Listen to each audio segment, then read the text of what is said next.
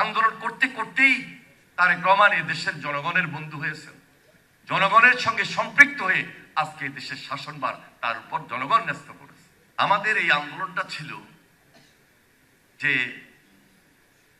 দেশটা এমন একটা পর্যায়ে চলে গিয়েছিল, একটা গণতন্ত্র, একটা স্বাভাবিক রাজনীতি, সাধারণ মানুষের জীবনযাপন কোনোভাবেই বাংলাদেশে থাকার মতো হওয়ার মতো আর যখন সুযোগ ছিল না, তখন এই আন্দোলনটা এত বেশি সংগঠিত হয়েছিল। আমরা সবাই মিলে এই আন্দোলনটাকে বেগবান করার মধ্য দিয়ে 5 আগস্ট এবং 5 আগস্টের পরের ধারাবাহিকতা আমরা পেয়েছি। জেল থেকে 6 তারিখে মুক্ত হওয়ার পর আমি 2 রকম সিনারিও আমার সামনে ভেসে আসে। 5 তারিখের আগ পর্যন্ত যতদিন মাঠে ছিলাম ততদিন, বিশেষ করে সর্বশেষ 36 দিনের যে জুলাই আন্দোলন, আমরা খুব কাছ থেকে বিভিন্ন জেলায় বিভিন্ন ইউনিটে আমরা আমাদের মাননীয় প্রধানমন্ত্রীর নেতৃত্বে কাজ করেছি, আমরা ছাত্রদের সঙ্গে কাজ করেছি, প্রজন্মের সঙ্গে আমরা যোগাযোগ রেখেছিলাম এবং কোন জেলায় কে কিভাবে নেতৃত্ব দিচ্ছেন, আন্দোলনটাকে সংগঠিত করেছিলেন, সেটা অনেকটা আমাদের মুখস্থ ছিল। 6 তারিখে জেল থেকে মুক্ত হওয়ার পর বিভিন্ন জেলায় যখন যোগাযোগটা অব্যাহত রেখেছি,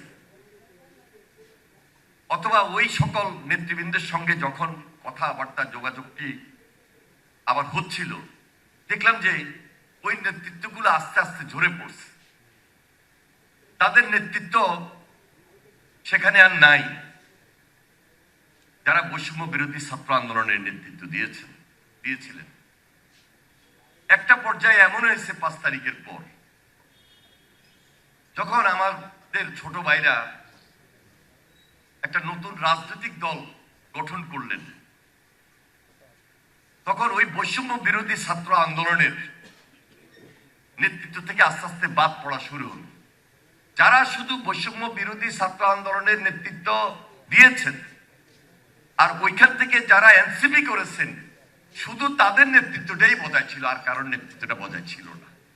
17 বছর আমরা যাদেরকে অনেক সময় পাই নাই, আজকে যারা বিরোধী দলের নেতৃত্বে অবস্থান করছেন, তারা বিভিন্ন জেলায় ওই নেতৃত্বের জায়গায় বসে পড়েন তাদের ছাত্র সংগঠন। 5 তারিখের আগে যারা নেতৃত্ব দিয়েছেন বৈষম্য বিরোধী ছাত্র আন্দোলনের নেতৃত্বে, এরা ছিলেন জেনারেল স্টুডেন্টের নেতা। আর 5 তারিখের পরের ধারাবাহিকতা এসে দাঁড়ালো যে 2টা রাজনৈতিক সংগঠনের ছাত্রদের পক্ষের নেতা। পার্থক্য হয়ে গেল এখানে। আমরা জনগণের নির্বাচিত প্রতিনিধি, বিএনপি 2/3 আসন নিয়ে যখন শপথ অনুষ্ঠানে অংশগ্রহণ করছেন এবং মন্ত্রী পরিষদ গঠন হতে যাচ্ছে, খুবই দুঃখজনক সেদিন আমাদের এই বিরোধী দল অংশগ্রহণ করেন নাই এবং ওনাদের মাঠে খুব দৃশ্যমান আন্দোলন ছিল। ওই আন্দোলন থেকে এখন পর্যন্ত ওনারা সরে যান নাই। জুলাই সনদ নিয়ে ওনারা যে বক্তব্যটি দিচ্ছেন, আমাদের দেশে আমরা অনেক সময় অনেক সস্তা রাজনীতি করেছি। এই সস্তা রাজনীতির উপর ভর করে জনগণকে জিম্মি করে আরেকটা বৈষম্য তৈরি করে যদি মসনদে যেতে চাই, এই মসনদে হয়তোবা কোনো সময় যেতে পারবেন, কিন্তু 17 বছর যে ক্ষতিটা হয়ে গিয়েছে, এটা পুনরুদ্ধার করাটা কঠিন হয়ে যাবে। এই জন্য আজকে যারা বিরোধী দলে আছেন, আমরা বারবার তাদেরকে বলছি, এখনো সময় আছে, শুভ বুদ্ধির উদয় হওয়া প্রয়োজন। এই কারণে যে কথাগুলো বারবার আপনারা তুলে ধরার চেষ্টা করছেন পার্লামেন্টে, সেই কথাগুলো কিন্তু পার্লামেন্টে আলোচনা হচ্ছে, নিষ্পত্তি হচ্ছে, কিন্তু পার্লামেন্টের কথা আর পার্লামেন্টের বাহিরের কথার মধ্যে, পার্লামেন্টের প্রোগ্রাম আর বাইরের প্রোগ্রামের মধ্যে অনেক তফাৎ আমরা লক্ষ্য করছি আপনাদের মধ্যে।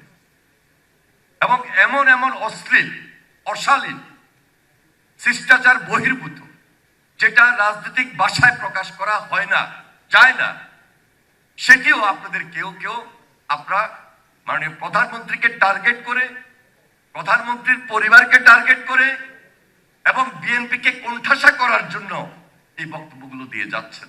আজকে যে ফ্যাসিস্ট বিতাড়িত হয়েছে, যে ফ্যাসিস্ট পালিয়ে গিয়েছে, তিনি আগ্রহ প্রকাশ করছেন যে আমি বাংলাদেশে আসবো। ওনার খুব ইচ্ছা বাংলাদেশে আসার। আর এই আগ্রহ এবং ইচ্ছাটা যদি বলি, এই যে জুলাইকে বিভাজন এবং বিভক্তির মধ্য দিয়ে তৈরি করে দেওয়া হয়, এর জন্য দায় কার আসবে? বিরোধী দলের কি কোনো দায় থাকবে না? কোনো দায় হবে না? এখনো আমি মনে করি সময় আছে যথেষ্ট। মাননীয় প্রধানমন্ত্রী আপনার বাসায় গিয়েছেন, বিরোধী দলের নেতার বাসায় গিয়েছেন, বিরোধী দলীয় নেতৃবৃন্দের বাসায় গিয়েছেন এবং ডে ওয়ান থেকে তিনি তার যে আন্তরিকতা নিয়ে সবাইকে একত্রিতভাবে কাজ করার জন্য কাজ করছেন, এটা কিন্তু দেশের মানুষের কাছে খুব দৃশ্যমান। আর 1 মাস, 2 মাস, 3 মাস, 4 মাস, 5 মাসের মাথায় নির্বাচিত হওয়ার সঙ্গে সঙ্গে সব কাজগুলো আমরা করে ফেলতে পারবো এবং একটা ধ্বংসস্তূপের মধ্যে থেকে এই কাজগুলোকে আমরা পরিচালনা করতে পারবো, এটা কোনো সরকারের পক্ষেই সম্ভব নয়।